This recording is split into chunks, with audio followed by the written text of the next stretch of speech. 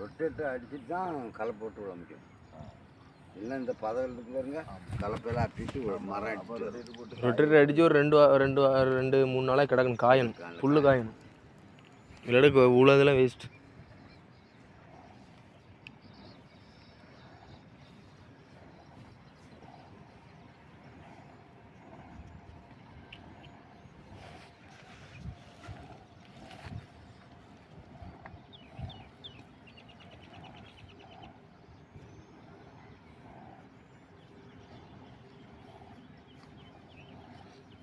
இவ்வளோ இடத்துல கீழே குளம் கிடக்கு,